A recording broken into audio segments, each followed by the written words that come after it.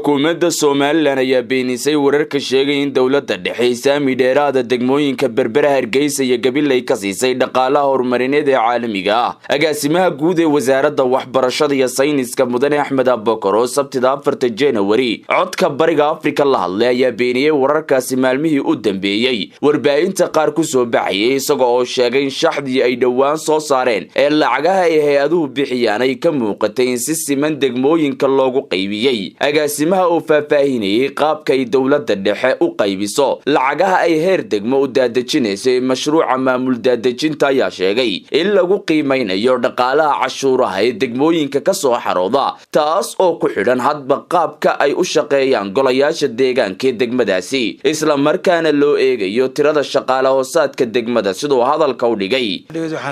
dadka qaar awlana qaar saxaafada ku jiraan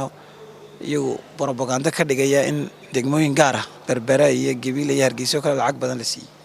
meel ay ku qoran tahay lacag badan baa dawladda dhaxasiisay ama lacag hay'ad laga soo qaaday loo bidiyay midna ma jirto dad shaxda lacagta lagu bixiyay eegto lacagta hay'aduhu u caawiyeen oo qaybsantay si siman dawladuna meelaha qaar waa ku yartay degmooyinkan laga hadlayo waayo tirada markasta waxa ku xidhan lacagta dawladdu daadijinaysa shaqaalaha hoosaadka ashmaanado kale xasan aad u daadijinaa meelaha qaar macallimiinta daadijinaa lacagtii mushaarka macallimiinta kale marka tirada iskuuladu haday kala bataan degmooyinku lacagta dawladda dhexe daadijinaysa way kala badanaysa lacagta laakiin lagu qiimeynayo mashruucan maamul daadijintu waxa weeye lacagta canshuur bixiyaha degmadu bixiyo oo taasuna ay ka imanaysa marka mas'uuliyadda ay saaraan golaha deegaanka ee degmada Soomaaliland hadii marka golaha deegaanka qaar ay dadaalaan oo lacag badan waxbarashada geliyaan saan jecelnahay inay tahay waan ku amaanaa anagu waan ku dhiirigelinaa macnaheedu ma aha sad bursi baa loo sameeyay cid gaar ah laakiin waxa weeye degmadaas garatay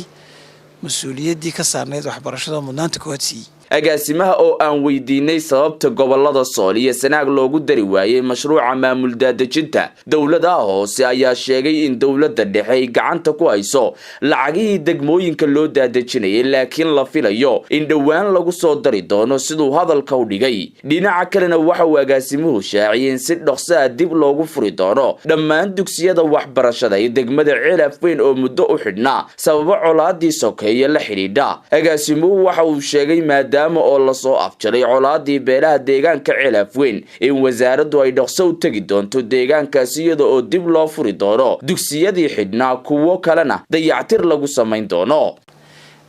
dadkan waxaan ku dhiirigelinayaa nabadooda inay ilaashadaan waayo haddii nabaddu meesha ka baxdo waxbarashana jiri mayso wax kalena jiri maayaan laakiin anagu waan taginaa